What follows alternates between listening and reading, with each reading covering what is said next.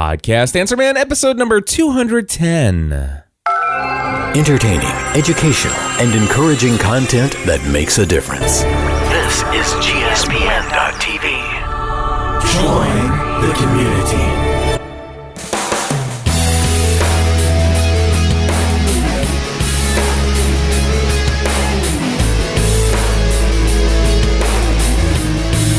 Hello, everybody, and welcome back to another episode of the Podcast Answer Man. This is the podcast about podcasting, helping you take your show to the next level. That's right. It doesn't matter if you're a brand new podcaster, if you've been podcasting for many years, or if you haven't yet recorded your first show. There's something we can all do to take our show to that next level.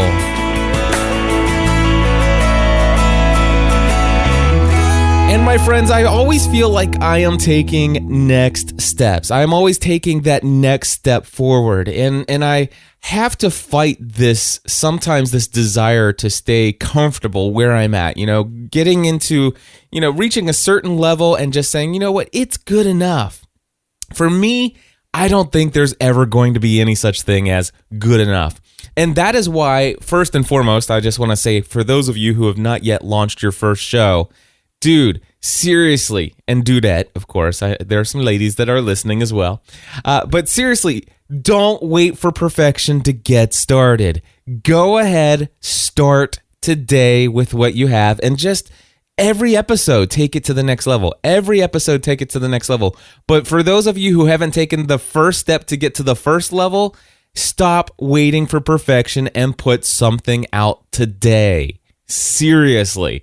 But anyway, for me, I always want to do something more. I always want to take things to the next level. And so I'm sitting here thinking about all the different things I'm going to do in podcasting, with the new shows that I'm producing and so many other wonderful things that are going on. Let me just share with you a couple things that are going on in my own journey. I know that many of you tune into this podcast every single week for the technical, Q&A and stuff like that, and we're going to have a couple of those. Today I'm going to be interviewing a good friend of mine, Darrell from thefringepodcast.com. We're going to have a 30-minute interview with him today. And I'm also going to answer a few of your questions, or did I already say that? See, now, there you go. That right there, maybe I just repeated myself. It doesn't matter. You just got to take it, run with it, and move forward. And the next time I won't stop to tell you where I've made a mistake. How's that? That'll be me taking it to the next level. But anyway, I know there are many of you who are interested in some of the things that are going on in my journey through podcasting and new media. And I've been posting quite a bit over at podcastanswerman.com, some blog posts in between the episodes. This is a principle that I've been talking about for quite some time. I'm always talking about, if you have it within you to blog, and not everybody's a blogger, I totally get that. But if you have it within you to blog, then I encourage you to do so. And so one of the blog posts that I put on my site the other day is titled iTunes Rankings and Ratings, a show bigger than Oprah. All right. Now, I'm not going to go into big detail about this because I wrote an entire blog post about it. But if you ever had a question on how iTunes Ratings works, then what I would encourage you to do, just head over to podcastanswerman.com/iTunes Ratings. Again, that's podcastanswerman.com/iTunes Ratings. And I'm actually I share how I have a goal personally to get a brand new podcast that I just launched into the top 10 podcasts in iTunes category for literature for the Hunger Games, and how I've successfully supplanted Oprah. I mean, Oprah's book club, and some pretty interesting things. I think at the time that I had wrote that, I was at 26th out of the top 200 in literature. I've been bouncing around number 16, 17, 18, somewhere around in there. But we're moving forward. We're consistently putting out some content, and I share in there exactly what has to take place for certain things to happen for you to move up in the rankings in iTunes. Now, I almost didn't want to do this post because I know some people get so caught up on their stats and trying to compete and other things. And I just want to make sure that if you read this, please pay special attention to two things in this blog post. Number one, my motives for sharing. My motives for sharing this, I have a real reason for wanting to get the exposure of the main category. All right. It's not just to puff up my ego, because trust me, my ego is way too big as it is. So I've been told that quite a few times, and I recognize it. So it's not to puff up my ego. If anything, I need to do some things to kind of just knock it down a couple notches. But here's the other thing that I need to do, is to point out to you, is that if you do what I did in this blog post, it could seriously backfire in your face in a very big way. And what I mean by that is asking people to go in and give you ratings, to go in and give you reviews. If you do that and word gets out among other communities that are podcasting in the same niche, you may find yourself under fire, and you'll get reviews and you will get ratings, and they won't be what you had asked for. So, and I'm talking as somebody speaking from experience there, because I had done that back in the days when I was producing the Lost podcast. And seriously, all you need to do is go to iTunes, look up Lost podcast, and then go through and find the one for gspn.tv and read some of my ratings there. That'll show you just how bad this could go. But with that being said, it's working for us right now. And honestly, I do have better motives today than I did when I asked for it back in the Lost days. So read that post, podcastanswerman.com/iTunes ratings, ratings. All right, got that in the show note. Got a win of the week. You know, I meet once a week with a group of folks who I consider to be what I call a mastermind group. This is a very private group, and I've been surrounding myself with some very high-end, top-notch people, and every week we start our meetings off talking about a win of the week, and I'm going to be missing our group next week because I'll be in New York City for the Blog World and New Media Expo. But I shared with them via email this morning what my win of the week that I would have shared next week had I been there. And this is, my friends, my win of the week, and I wanted to share it with you guys. As you know, for me, it is like beyond amazing. It is totally awesome that I am going to be a speaker at Blog World and New Media Expo. I talked about it last week.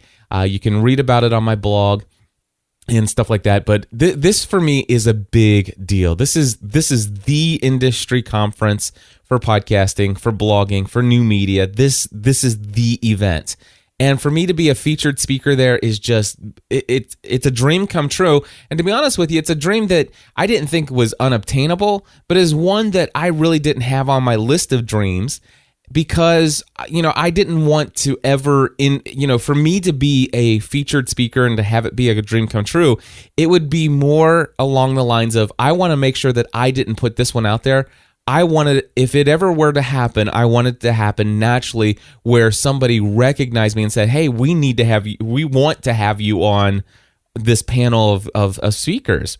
And so that, for me, that came true. Now get this. This is how, you just don't do things all the time just to put yourself out there. It's not all about how do I get to the top? How do I get noticed? How do I get noticed? So, for example, I just recently got an email from a friend of mine and said, hey, can you tell me what can I do to get my podcast to drive to drive more traffic to my site? Are there some tweaks? Are there some things that I can do? Because I want to drive more traffic to my site, because that's going to just raise and increase my audience. And I wrote back to this person, and he says, if you have an episode of your podcast where it talks about just driving more traffic, getting, how can I increase maybe even 100 or 500 new eyes on my site each month? How can I do that? And I said, you know what? I don't really have a podcast episode devoted to that topic. And the reason why is because I really believe in my philosophy of building a community one relationship at a time around your niche area of focus. That's me. I mean, how many episodes of Podcast Answer Man? This is episode 210. How many episodes of Podcast Answer Man have I talked about search engine optimization? I can't think of any episodes where I specifically pulled it out. Have people asked questions? Yes. Have I talked about just, it's like, well, just do what you naturally would do. Talk about relevant content to your field and make sure that you're very thorough in your show notes. Beyond that, I'm not going to tell you to go and plug in the all SEO all-in-one plugin. Do I get 100,000? Do I get 100,000? Views in a month? No, I don't. You'd be shocked at how many views I get. But do I get enough views to create a passionate, loyal community around the things that I do? You better believe it. Do I have a community of people that are so engaged that sponsors want to sponsor the content that I produce? Yes. Do I have an audience around Podcast Answer Man that helps me achieve the goals in my business pursuits as a podcast producer, consultant, and coach? Yes, I do. I don't care about thousands and thousands. Matter of fact, I'm not at the place right now. I don't have the personal growth and development yet to handle a 10 times fold audience to what I have today. And I better get ready because things are starting to fall into place. I'd rather, have, 2,000 new people than 25,000 new people check out my site in the next 30 days because I can manage myself and the growth that's necessary within me to handle this new, interest in my brand, rather than, bringing this massive amount of traffic in. So, but however, sometimes you just do things and things happen. Things fall into place. And it's all about creating content. It's all about doing what's on your heart, following your heart. And so here's the situation. The other day, I was asked by Blog World and New Media Expo to do this. And in fact, let me see if I can find this. Okay, I got the email right here. So this comes from Kimberly over there at Blog World Expo, and she gives me this email with a long laundry list of all the things that I need to do as a speaker to get prepared for, everything. I have to submit on a bunch of different things. I had to register for the site and all this stuff. And I want to read to you item number 3. It says, in order to better promote your session, all Blog World speakers are invited to write a blog post or create a video for the Blog World blog. Nikki Katz, our managing editor, will be in touch to coordinate, or you can get a jump on the rest and reach out to Nikki at her email address, which is right here. And so they got her email address in there. So here's the situation. This is just like, matter of fact, that's the 3rd out of 11 things that I need to do. I got this email this week. Blog World is next week, and one of the things that I have to do this week is provide them with my presentation slides. And I'm like, oh my gosh! And I'm supposed to coordinate this with somebody else that I'm supposed to do a session with. Which, by the way, new news, and this is cool for me, but I feel really bad for Mike Rotman. But Mike Rotman from Streaming Garage was invited to share a session with me to tell his story, and I was going to tell my story. Turns out that he's not available to be at the expo on Thursday, and the organizers weren't able to move it over to Wednesday. So it looks like, well, it doesn't look like, it's been confirmed that I actually am going solo. So I have an entire hour session to myself. And I get 40 minutes to tell the GSPN story instead of only 20 minutes, and then I'll open it up for Q&A for 20 minutes. This, my friends, is, I can't even tell you how awesome this feels to me. Again, I feel bad about feeling so awesome about it because, well, I feel bad for Mike. But I am happy to know that I'm going to be able to give more justice to the story. Having 40 minutes to tell the GSPN story, that I can do. 20 minutes was pushing it. So I'm excited about the opportunity. But anyway, there's so many different things that I had to do. And to think about creating a video to promote my site, I don't know if you guys know this. I've done 2,700 podcast episodes. Okay, 2,700 podcast episodes. Do you know how many promos I've personally created for myself? I think 2. I think I personally created 2 promos in my entire lifetime as a podcaster for my own content. Creating promos for what I do is just not, it just doesn't come naturally for me. I have a hard time doing it. But, you know, at the same time, I know that they're valuable and all this other stuff, but I just never get around to doing it. That's why I always hire people like, you know, my good friend Rick Tarrant to create things like this. You've followed the story. Do you think we crashed on this place by coincidence? You've listened to the podcast. It's destiny. And now it must come to an end. You and me are getting the hell off this island. But not before Cliff and Stephanie throw a Lost series finale party. Pack your bags. Where are you going, Mommy? Make your reservations. We're going on vacation, baby. 5 p.m. Eastern, Sunday, May 23rd. The Lost series finale party. We need to get to the safe house. The party will be at a secure facility, but you must RSVP to get in. Open this door! Don't miss the GSPN Lost finale party. It's your last chance. Well, thank God for second chances. Sign up today at gspn.tv/Lost Party. So there you go. I mean, that is one of like 3 promos that have ever been created, and I only created 2 of the 3. And and I hired, by the way, ricktarrant.com, RickTarrant, I think. Rick, TARRANT.com. Let me just check. And I'm putting this in the show notes. ricktarrant.com. I got it. And if you go to podcastanswerman.com, show notes for episode 210, there will be a link there as well. So here's the situation, though. I did create a video. In fact, if you go to my site and you click on the place where you see the Blog World logo, you will see where it'll take you to the video where I invited people to come to my session.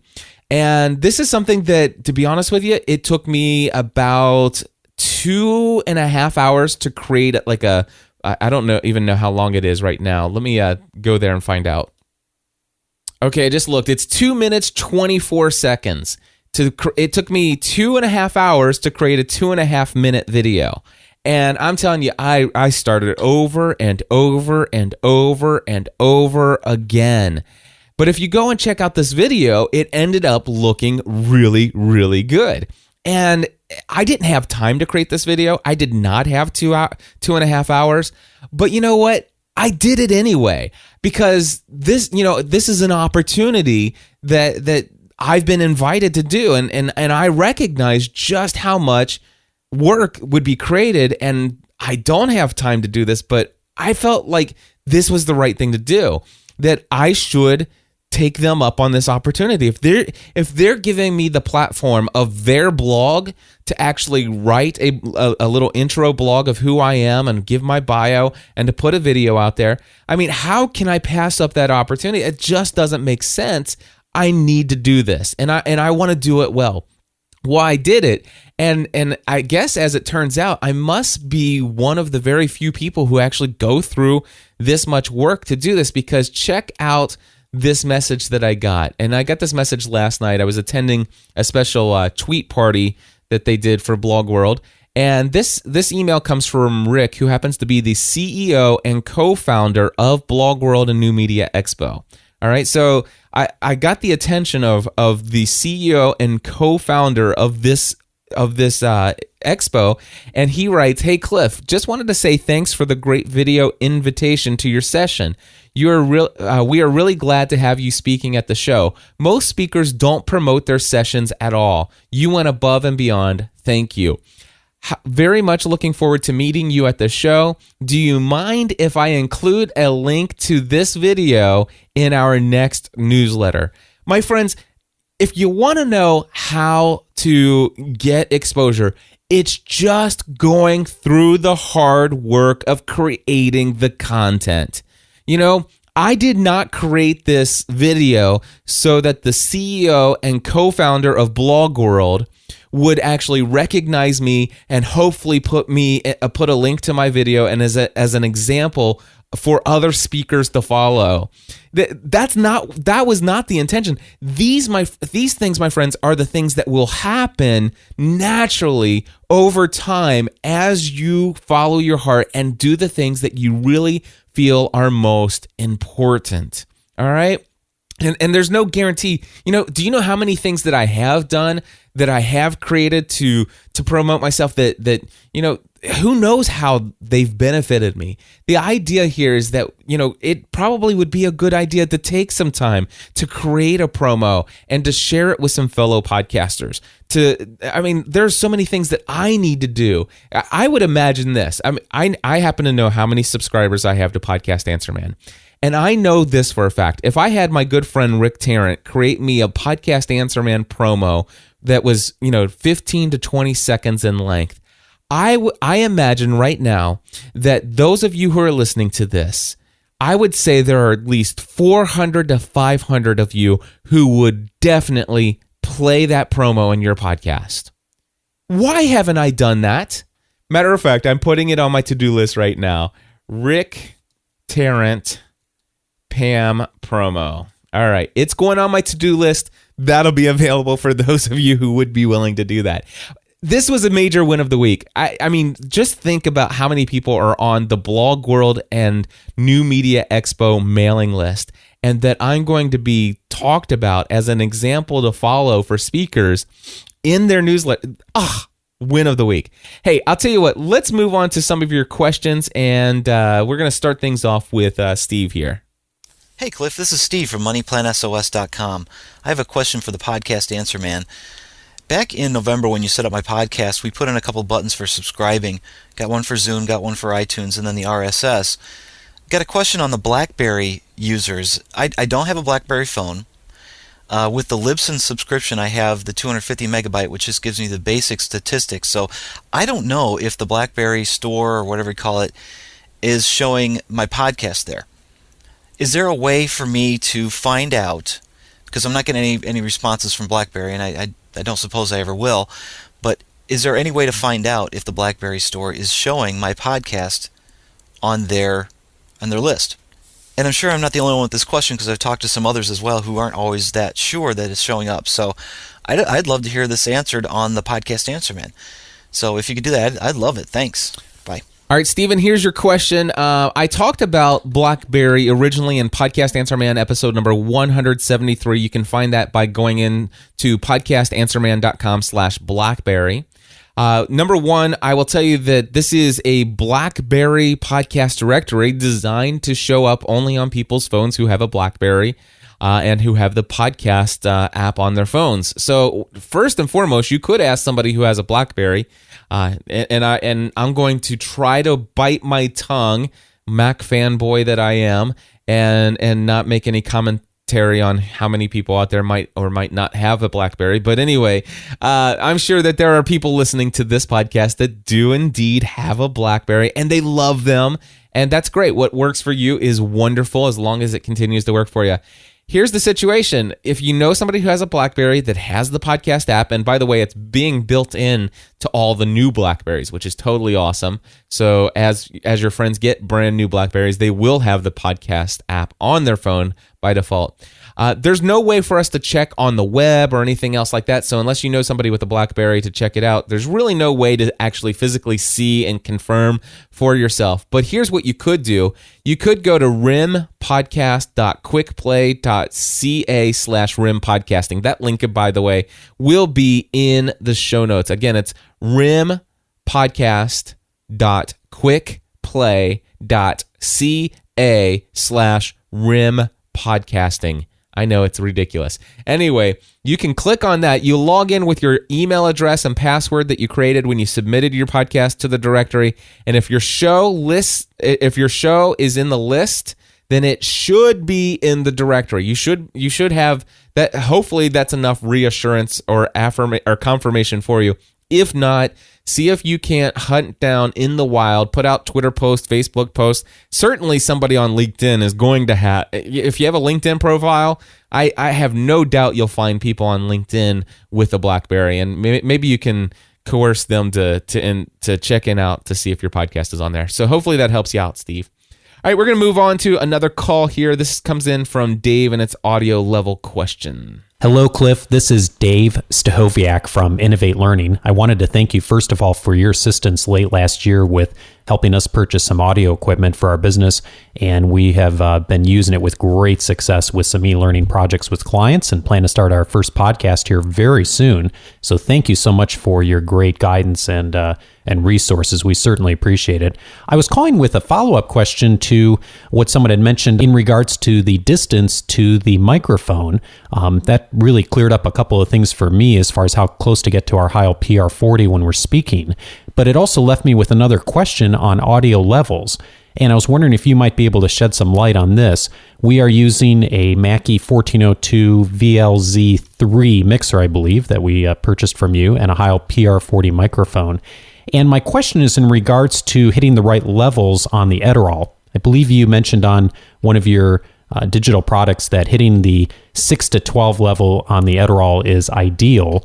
And we are hitting that zone, but in order to hit that, we have to have the gain up almost all the way. And I remember you saying on a recent show that the gain really shouldn't be up all the way. It should be somewhere lower than that. We do have the control levels on the different channels on the mixer for the microphone and the main mix at that right in between those shaded zones there, right in that U zone, that mid-range. And I've used the gain to adjust up. But what I'm wondering is, should our input level on our Darrell be higher in order to have the gain at a lower level? Just wanted to see what you thought about that. The Darrell level right now is at input level 45. I don't know if that's a good level to be at or not. And by the way, we are using a compressor limiter gate as well, the one you recommend. Thanks again, Cliff. Really enjoy your show and so glad you provide great service to all of us in the community doing audio and podcasting. Look forward to speaking with you. Alrighty, thank you so much there, Dave. And I just want to say first and foremost, your audio sounds great. So whatever you've got right now, it's working for you, and I wouldn't really recommend any changes. But to answer your question, and man, I tell you, this question sounds so familiar, and I don't know if it's just because of when I prepared for this question earlier in the week, or if I feel like I've answered it even last week, but or maybe it was another person that called to ask. But anyway, here's the situation. The important thing is that you hit somewhere between -12 to -6 on your Darrell or Roland recorder, depending on which one you have. If you're, and I know he happens to have this same gear that I've always recommended. So, and on your Mackie mixer, you're right. On the Mackie mixer, your gain should not be all the way up. Now, if you have a Behringer mixer, chances are your gain's almost completely maxed out. Not a big deal. It's just the difference in the way they do their preamps. So really, it doesn't matter where your different levels are. You might actually adjust your gain up and keep your slider down and your Darrell input level at one thing and get -12 to -6. You could completely adjust all of those and still and as long as the combination between the three gets you to -12 to -6, it should all sound pretty much the same. You're just using different places to amplify and pull out the sound. With that being said, I will tell you right now, I heard a little bit of the echo off the walls in your studio. Of course, I've been noticing recently that I'm pulling in a bit of audio and bringing in some echo off the walls in my studio a little bit as well. So you could stand to actually bring down your gain just a tad bit, but I wouldn't worry about it. Your audio sounds good. It sounds great, actually. And you should know from listening to this episode that I don't say that lightly. So I think things are sounding really good there.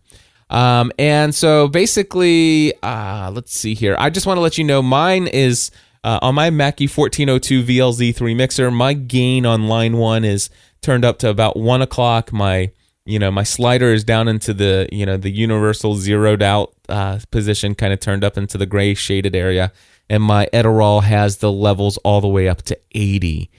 So it's maxed out on the Darrell. And that is not necessarily what I recommend for you. It's like I said, as long as you're getting -12, you're not clipping, people are hearing you, your audio sounds great. Don't change anything. I think it's working for you.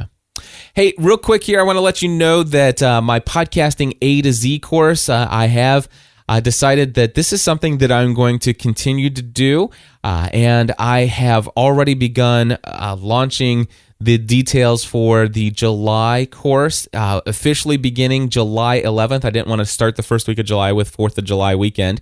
So Monday, July 11th, I'll begin my next course. You can find out more information at podcastanswerman.com/A2Z. And here's the situation. If you are listening to this and you would like to make a generous commission on, for yourself, especially if you have people who are listening to your podcast who would like to learn how to podcast, here's the situation. You can earn a $150 commission for each person who you personally refer to sign up for my podcasting A to Z course in July. And things are going so well right now, and I have things pretty much put into place to where I can manage this thing so easily this month as compared to my first one. And wow, things are going extremely well. I'm opening it up to 30 students in July. Now, those spots will still fill fast, and I have decided, obviously I'm giving myself more than 2 weeks to market this course, and things are going to go extremely well. I have no doubt that I'll fill all 30 spots. But if you want to either take place and get involved, go over to podcastanswerman.com/A to Z, and that's, again, A2Z, ATOZ. And check out the page there. Again, it's been updated. I'm working on the video this weekend that actually does for the course, but everything else is updated. It's all pretty fresh content there. You could start forwarding people if you want to. If you want to become an affiliate to where you can earn this $150 commission, there are 2 ways to do this. One, you could personally recommend people by introducing me via email, and I will take it from there and try to get them to sign up. And if you made that initial introduction via email to me, to the person who would be potentially interested in signing up for this course, then if they sign up as a result of that, I will make sure that you get your $150 commission once they've paid for the course. And then the other way is if you have full confidence that you believe that you have an audience that is just primed for this and perfect, I'd love to talk to you about becoming an official affiliate where I can give you a discount code to offer to your audience that would even further entice them to sign up. And obviously, using your specific discount code, I'm going to see that, and I will know that gets credited to you as well and make sure that you get your commission. So again, first official affiliate launch for this. And by the way, I just want to let you know, I have had affiliates for previous podcasting A to Z courses, and I have had people receive hundreds of dollars for referring people to the course. So this is the real deal. If you're interested, email me, cliff@podcastanswerman.com, and I'll be happy to work with you. The other thing I want to share with you real quickly here is Adobe Audition pre-release software.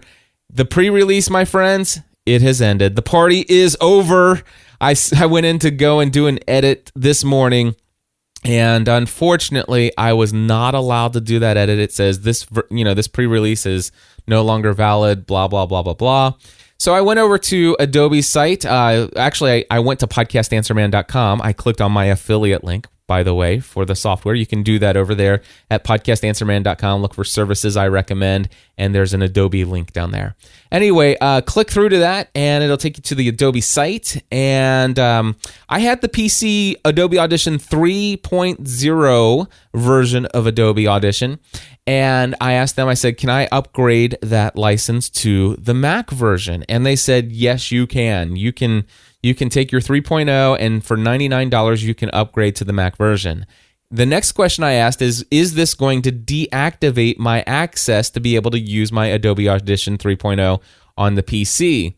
And he says, yes, when you use the upgrade, it will deactivate prior versions. So, my friends, I was not able to use the $99 upgrade personally because my virtual assistant in Nashville, Tennessee has Adobe Audition 3.0 running on her PC, and she actually is the one who produces about 9 out of every 10 podcast episodes that I produce. So, if I was to use the upgrade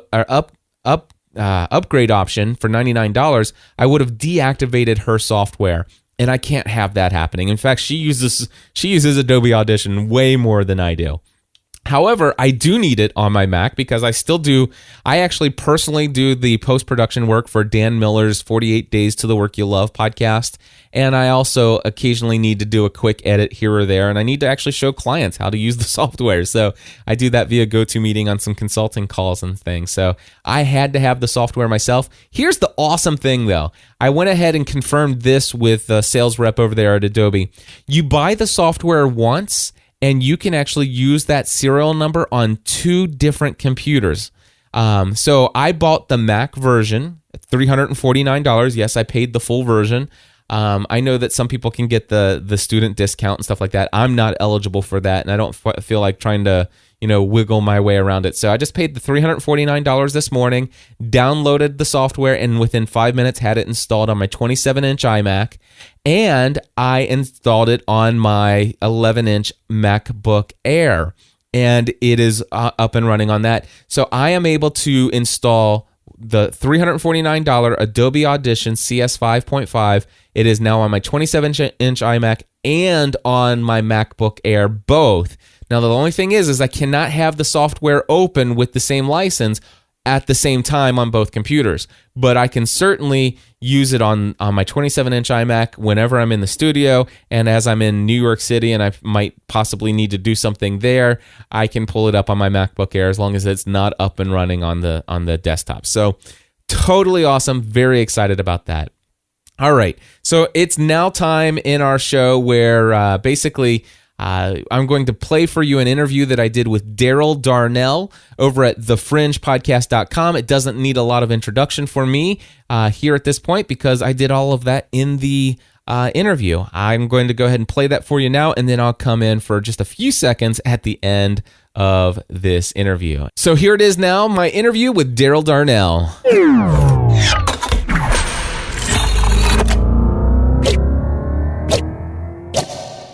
All right, folks, I am on the line right now with Darnell.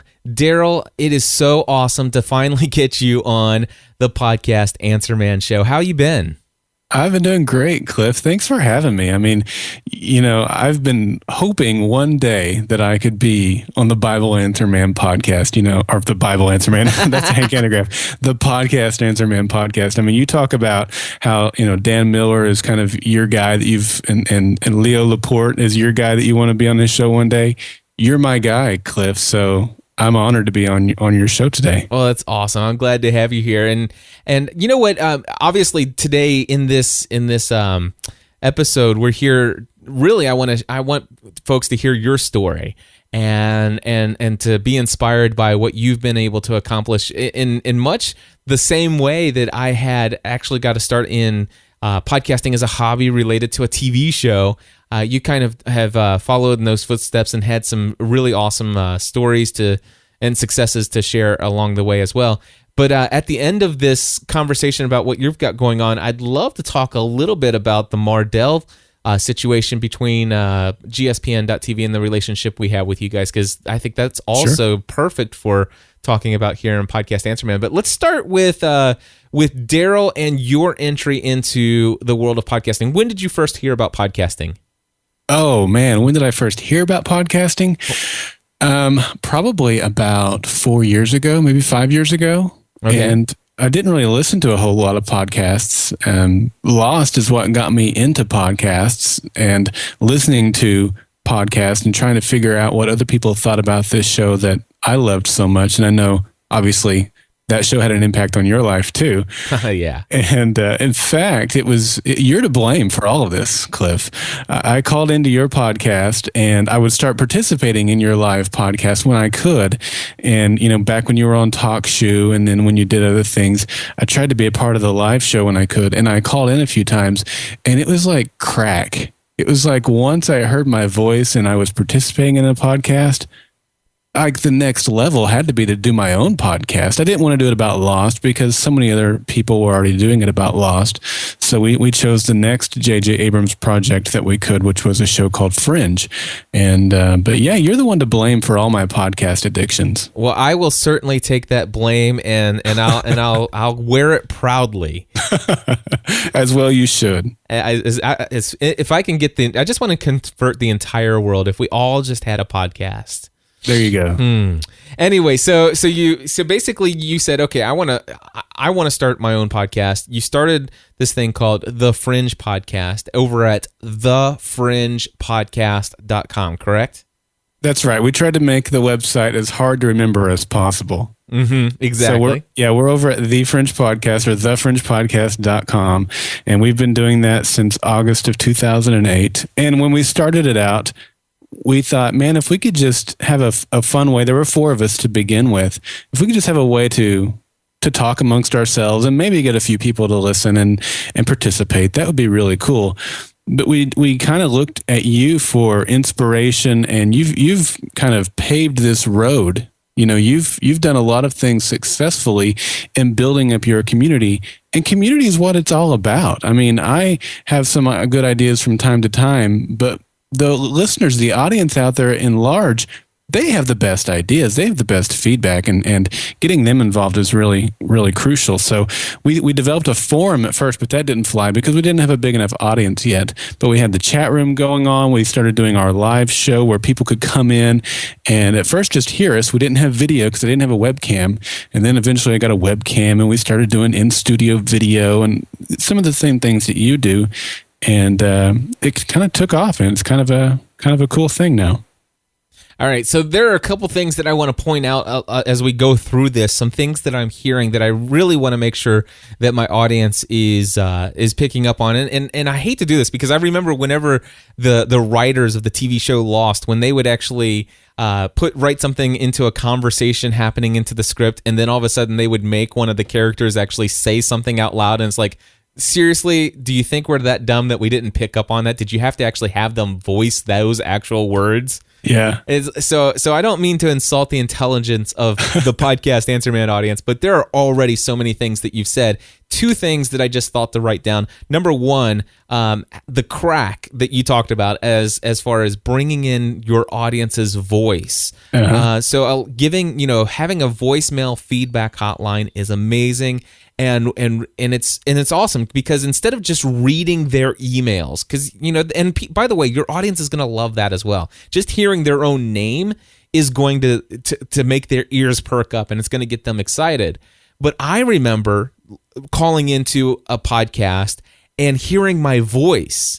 And do you know what I did, Darrell? I don't know if you did this, but when I got onto one of my favorite podcasts and I hear my voice, I'm playing that piece of the audio of that piece of the podcast to other friends. It's like, check this out. I'm on this podcast. Yes, that is exactly it. And I did the same thing, and I kind of assumed that other people would do the same thing, and that creates a little bit of a viral marketing for your podcast. Exactly. That was definitely part of my motivation, and part of the motivation was, like I said before, we can't do this alone. The audience has the best ideas. We got to get them involved. That's the other. And in fact, we do 2 podcasts a week. Fringe has just wrapped up season 3. So right now we're still doing some Fringe podcasting throughout the summer. But when Fringe is on, we do 2 podcasts a week. We record them back to back, and then I release them, at different parts of the week. But one is like usually an hour and a half of Clint, my co-host, and I just giving our opinions on the show. And then the other podcast is also an hour and a half of the listeners giving their opinions on the show. We're giving them equal time to us because they're just as much of a part of our show as they are. And we have regular contributors, we have first timers and all that stuff. But yeah, you're right. I mean, hearing your voice, that's part of what got me into it, because I heard my voice and then I told other people. And you're very crafty, Cliff Ravenscraft. You used to have this John Locke clip that he would say, "That's an interesting theory." Exactly. Yes. And you played that after one of my things, and it was like, I was getting to go to the bonus round, It's an interesting theory. There it is. I was awarded with the "That's an interesting theory" soundbite, and that was like extra candy. Yeah, it is. Of course, you got to watch out before you get too carried away, because you don't want to have somebody get all excited about calling in, sharing their theory, working up the courage to share it, only to play this one for them. Then your theory is wrong. Yes. Yeah. Like the Thomas theory? Yes. Hey, now, come on. That's a little below the belt. Although nobody can prove to me that I'm wrong with the way the show. No. I didn't see Thomas walking through that doorway of light at the end of the at the end of the series. That's because he's taking care of his son Aaron, because he is the awesome father that I always knew he was. Okay. Anyway, let's get back to this. So yes. So basically, the other point is that not only do you not have to, I mean, it's good for you to have an area, a level of knowledge, and maybe even if you call it expertise in the field that you want to podcast about. So, if you're gonna podcast about a TV show to build a community of fans to come together and stuff like that, you probably want to know a lot about the show. You don't want to just be an average person who's just checking things out. You want to have some passion for it. You want to have some enthusiasm for this topic, and you also want to have some knowledge and wisdom that you can actually share so that you can become a source of information. But the cool thing about giving your audience a voice is understanding and recognizing that there's a potential that you have an audience of experts out there, people who actually may even know more than you do. And that is absolutely was 100% the truth when I launched Podcast Answer Man. When I launched this podcast more than 200 episodes ago, I started off, I remember, I don't know if it was episode number 3, it was called Podcasting 101 or something like that. And I said, and my friends, this is only, the reason I titled this is, and I'm talking about this at a 101 level because that's really the only level at which I feel comfortable to actually share this information. Yeah. But, so over the course of the following episodes, I got people who called in, they left, people wrote in and left me links to articles and stories, and I consumed it all. Now today, I do see myself as the expert. And now people come to me for answers, whereas before it was just like, hey, this is a place where if I don't have the answer, we'll find it. And now you become an expert, and you also recognize that your audience are experts as well. So audience participation is huge. Letting people hear their own voice is like crack and keeps them coming back for more. And then, of course, the other thing is that you talked about trying the forum first. This is a horrible idea for the brand new podcaster. I always tell people, never start an online forum until you start getting about 20 to 30 comments. And that does not include your own, by the way. But the 20 to 30 different people commenting on your show notes, on your blog, when you start seeing on average about 20 people every week posting comments on your show notes, it's at that time where you might be able to get 2 or 3 people throughout the week actively engaging in conversation with each other. And when you add yourself into the mix, and then you start using social media tools like Facebook and Twitter and LinkedIn and all this other stuff to draw people into that as well, and you promote it like crazy through your podcast, that when somebody does come into your forum for the very first time and they post a message, you're not the only person that's going to respond to them. Though, if you can go into a forum, or one of your listeners can go into a forum and get at least 3 responses to something they wrote, then you have a community online ready and primed to go. Yeah, that's a really good point. And we just started a few like a month ago. We should have started it a year ago, and I just wasn't smart enough to come up with the idea back then. I'm not a blogger. When we first launched the website, I think we thought we had to be everything to the Fringe community. We had to be the one that was posting all the viral videos that JJ likes to do. We had to be the one with the forum. We had to be the one with the podcast, and we had to be the one with the blog. When the truth is, we're the Fringe podcast. We should have focused on our podcast, and we did that. I mean, it took us a little while to figure out, focus on the podcast and make that what it ought to be, because there was Fringe television and Fringe bloggers who were doing a great blog. There's the Fringe forum that was doing a great forum. We didn't have to be all those other things. But about a month or so ago, we decided Clint and I, my co-host, are not bloggers. That's just not what we do. We're podcasters. But we have a whole community of people now that are bloggers and love to write and have ideas about the show. So I empowered some of our audience members, whoever wanted to, they had to, submit certain criteria to be bloggers for our website and write unique content and post it to the website. and comments are coming in, and we're getting more traffic and comments like never before on our website. And I don't have to do anything other than set them up, a basic user account on my WordPress site so they can go in there and post their content and then comment back to people who make comments on their content. It's great. And that's part of that community interaction. And I don't have to write anything because that's not what I do. That is awesome. Hey, what I want you to talk about next is amazing opportunities that have come your way. You don't have to give specific names of sponsors or anything like that, but I would like you to talk to us and just tell us, maybe give us an idea of some of the opportunities and conversations that you've had with people who have taken notice of you. And also, I want to hear about a certain conference that you're probably going to be attending soon. I think you're talking about Comic-Con. Yes. Yeah, we're definitely going to Comic-Con in July. This will be both of our first years to go to this event. So we're pretty excited. We're we're both into that whole culture anyway. So we're pretty excited about that. Fringe is obviously a big part of that. It's going to be an opportunity for us to meet a lot of our listeners for the first time face to face. We've had the opportunity in the past to meet a few of them face to face, but this will be an opportunity to do that in a big way. We put out there that we were looking for sponsorship for the event, and technically speaking, we did not get a sponsor for that. But what we did get was a company who came on board and said, we like what you guys are doing. I don't necessarily want to be recognized. And they've done some things for us that we have not publicized because they've asked us, they didn't really want that. All they wanted was to know that first off, they love Fringe. Secondly, they love the Fringe podcast. And they wanted to enable us to be able to do what we had a dream of doing. And that was going to Comic-Con and continuing to grow the Fringe podcast. And so they've come along and they've given us, some things, some sort of cash awards that are going to enable us to do these sorts of things.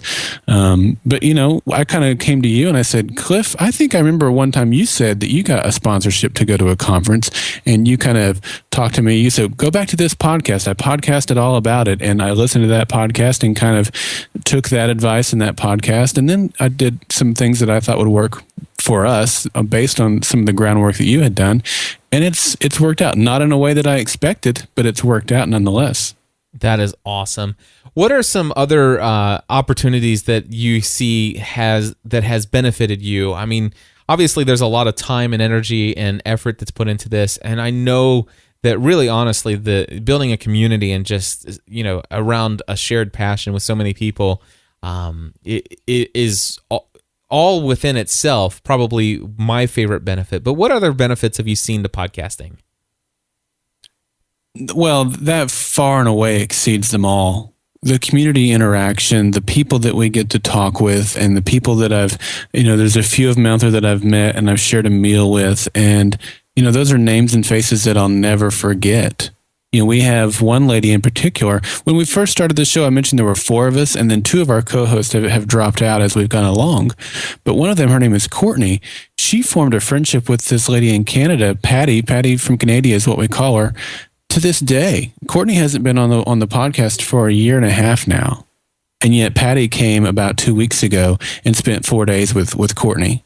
Because they're friends, even though Courtney doesn't do the podcast anymore. That is awesome. The biggest thing is the people that you get to talk about Fringe with, the people that you get to talk about life with. I mean, there'll be some times where I'm on Skype or something and somebody will call me up or hit me with a chat, and we don't even talk about Fringe. We just talk about what's going on in their life. So that's the biggest thing. One of the other cool things, though, I mean, I've gotten to the opportunity to speak with several people within the show, whether that's through a conference call that Fox has put on. I had the opportunity to speak with Jeff Pinkner and Joel Wyman, who are the producers of the show. My co-host got to speak with John Noble, who's, big star of the show. We've had a couple of the other actresses on, or we've had the guy who does the music on, and just some of the other things. Those are really, really cool things that I never thought we'd get the opportunity to do when we started out. In fact, we emailed Jessica Nicole. I don't know, we'd been podcasting about a month because we thought she might be the easiest one to get in touch with. And we just did it through her website. And then about a month later, she emailed us back and said, or her agent did rather, and said, let's go ahead and set this up. And it was just like, what? that could happen, Yeah. And it's turned into more things, and it's kind of grown from there. And those are some of the other, but I want to reiterate the community involvement, people getting to meet people who listen to your podcast. That's by far and away my favorite thing about doing the podcast. Yeah, I mean, I'm on my way to New York City, and I've been invited to speak at the most amazing conference that somebody like me could possibly ever want to speak at. I mean, it's just out of this world, and there's no doubt I'm excited about that. But I'm more excited about what's happening Monday. On Monday, I'm having a meetup with GSPN.TV members who live in the New York City area. There's already 8 people signed up. I think probably by the time we actually get things rolling, we'll probably have about 10, maybe even 15 people there. And that Monday, I'm staying an entire extra day. I paid extra. I mean, hotel rooms in New York City is not cheap, but the investment in those relationships is worth the amount of money, the extra money that I paid to stay in New York City, because I want to experience New York City with my friends and in a way, my family. These people are like family to me. Yeah. So awesome stuff. Now, I want to just take a moment and talk about Mardell.com, and that's where you work. And, that's right. And I want to talk about the relationship that you and I have had in working through the sponsorship of Family from the Heart. Can you tell us a little bit about how that came about? Well, it came about first off because I was already a fan of what you and Stephanie do over there at GSPN.TV. And Mardell is a Christian and education retail company that's based in Oklahoma City. And we have stores in Oklahoma, Texas, Arkansas, Colorado, Missouri, and Kansas. And our website had always just been an information site for as long as we had had the website, which was a long time. And we decided to go and make it an e-commerce site, which was long overdue. And we naturally, when we built the e-commerce site, we wanted to get the word out to people who aren't in a Mardell state, because we're only in 6 states and there are more than 6 other states out there. So it was important for us to connect with someone who shared the same interests and values that we did, who had a mouthpiece to the other states and even to the world. And we thought about you guys over there at GSPN and the Family from the Heart podcast. And so I approached you about, hey, is this something that we could do? And we kind of, talked about it, what that might mean. And gosh, it's been 3 years now that we've been doing that, and it's growing, and we're continuing to get the word out about Mardell and the GSPN partnership that we have, and it's really been a great thing. It has been way beyond what I ever thought would be possible with podcasting. It's kind of like you put something out there and you invite somebody to come on your show, and then all of a sudden it's like, yeah, let's go ahead and schedule this. It's like, really, this is possible? And, yeah. and you, the weird thing here is that I was not seeking sponsorships at all. In fact, I was so busy focusing on other ways of providing income from the podcasting efforts that I do. But you actually tracked me down and says, we would love to talk to you about this potential here. And I was like, okay, I'll let's talk about this. And so we worked out an arrangement. You guys have been sponsoring us now for 3 years. You've committed the 3.5 years. We've been doing it, every 6 months we renew the contract. And my favorite thing is that you came to me, gosh, I guess maybe about 8 or 9 months ago and said, hey, let's start talking about, doing some reports showing me, exactly what's going on. What is the sponsorship doing to benefit Mardell?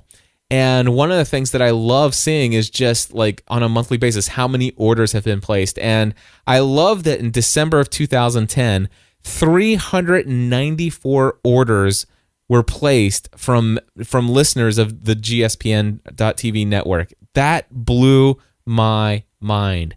394 orders in 1 month. And I've never shared what the number of sales are, but I can just say this. It was a 5-figure income for Mardell, and as far as those sales, absolutely amazing. And I just want to say thank you again to you guys in Mardell.com for sponsoring our podcast and the relationship that we have. Yeah, it's been great both ways. And I just want to thank you and Stephanie for what you guys do. I mean, if you hadn't started what you guys do, then that opportunity would not have been there for us. Yeah. And the community involvement. I mean, if you had just been doing this podcast, but there was no community involvement, then it wouldn't have had the same value to us either. So all of that works together. Yeah, it is all about the community. The relationship you have with your audience is where your real value is. And it's not just the content. And that's the key critical thing that I'm always trying to teach my clients, is that, you know, the real value in anything that you do online is whether or not you have enough passion and enthusiasm around this topic that you really want to build relationships with people who also share that passion. And when I mean, last night we just started another podcast. We formed Golden Spiral Media about a month ago. My co-host and I did, and we just started a new podcast called Cutting the Cable Podcast, which is focusing on media that is available via a legal streaming service such as Netflix or Hulu or the Amazon or iTunes or even the new YouTube thing that they're working on. Just looking at ways we can get content online, basically. And last night we kicked it off with our very first watch party. So now we're able to determine when we're going to watch the episode. We're not dependent on when the network is going to show it to us. And we have our chat room open, and then we'll record the podcast this coming Sunday when we do all of our stuff. But we started out with Firefly. Here's a show that was on the air almost 10 years ago. And we had a group of people in our chat room. We all synced our DVRs or put our DVDs in, or however they had it, because a lot of them already have it on DVD. And we watched it together. I've got a guy who's watching it at 2:30 in the morning where he lives. It's a 2-hour premiere. He's finishing it at 4:30, and he says, "I'm not going back to bed before I have to go to work."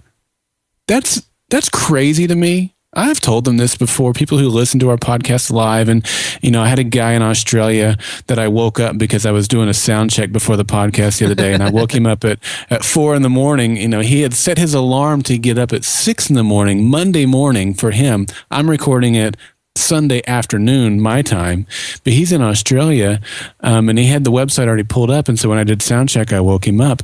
But that's crazy. If you ask me, you can download the podcast in a day or so, maybe even today. Like the first podcast I released later on that same day. But these people are there with the live show because the community involvement is so important to them. Yeah, that is awesome. And so where can people find this new network that you've just launched? Well, you know, the French podcast is still our main podcast. You know, obviously at this time of year, we're not doing a whole lot on that. The other website is cuttingthecablepodcast.com. And we haven't recorded our first one yet. We're recording our first one on May 22nd. So you and I are recording this on May the 18th.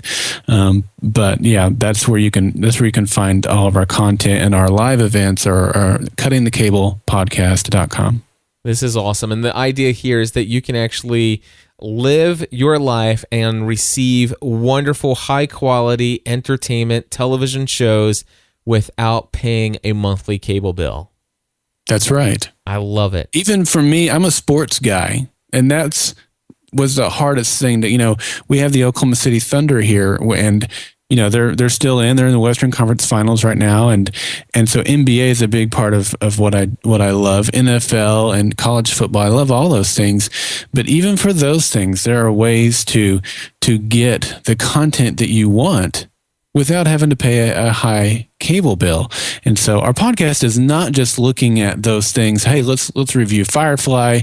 Let's review some time travel movies. It's not just doing an episode or a movie review. It's also talking about technology that's available to help, you know, and get this content. So we're informing the audience of the technology that's out there, and we're interviewing people who have already cut the cable and learning from their firsthand experience on how other people can do that. And you know, it just kind of came out of a lot of us around the office. Cutting the cable is a catchphrase. Everyone's sick and tired of paying cable and satellite companies all this money every month when there are alternatives out there. And so that's kind of where we came up with the idea for Cutting the Cable podcast. That is awesome. Well, I'll tell you what, I am going to put a link to cuttingthecablepodcast.com and thefringepodcast.com in our show notes today. And Darrell, where can they find you on Twitter? I know a lot of people listening to Podcast Answer Man are also on Twitter. If they want to follow your journey and connect with you there, how can they do that? Yeah, so the Fringe Podcast Twitter is Fringe Observers. There is one that's Fringe Podcast. That is not us. But Fringe Observers is our Fringe Twitter. Our Cutting the Cable Twitter is Cutting the Cable. So those are probably the two best. If you want to connect with me personally, mine is Darrell, Mardarrell,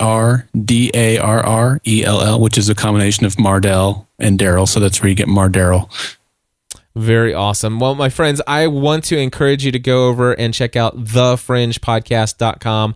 Even if you don't like the show, I encourage you just to go and listen to an entire episode of one of their podcasts just to be inspired by what you can do through podcasting. And I happen to know that you guys are using Shure SM58 microphones, and Yep. you are using a Audacity to edit, and even doing some compression with Audacity.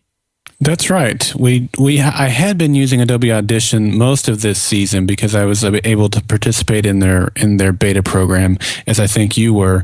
But we needed 3 licensed copies, and that's just not in our budget right now. So we went ahead and stepped back to Audacity, and our last 2 episodes that we just released were done completely in Audacity. I've been very pleased actually with the quality of the audio that we've been doing. And that's something I think, just briefly, I know you've got an appointment to get to, but if folks are afraid to podcast and think, oh, you have to sound like Cliff Ravenscraft, or if you listen to our latest podcast and say, well, I've got to at least sound like that because we're not quite as good as Cliff is with our audio quality. Don't think that at all. Get out there, get started with what you can do, with what you can afford. We didn't start out with this stuff. We kind of started out very basic and kind of worked our way up as we've learned, just like you talked about with your podcast Answer Man 101, because that was all you knew. But now you're an expert. Well, you didn't get to be an expert by reading books for 4 years before you started recording podcasts. You got to be an expert by doing it and learning it. And that's what I want to encourage people to do. If you've thought about doing a podcast, just do it. Absolutely. And you'll get better and learn as you go along, and you'll be glad that you did. Absolutely. The only thing people regret is that they didn't start sooner. That's right. That's exactly right. Darrell, it has been awesome to get to know you over the years, and I look forward to continuing on our relationship and friendship. And Likewise. Thank you for coming on to the show, and I know that a lot of people are going to come over there and check out thefringepodcast.com. Have a great night, my friend. Thanks, Cliff. Same to you. Thanks for all that you do for the podcasting community. It's very, very much appreciated. Well, there you go, my friends. That's the interview that I did with Darrell. Had so much fun talking to him. Such an inspirational story to see somebody else who is accomplishing big things, who has started out, just playing around as a hobby, podcasting about a TV show that he loves, building a massive online community, and getting to go to conventions that he would have never got to go to, never thought that he would get to go to, and having a paid way to get there.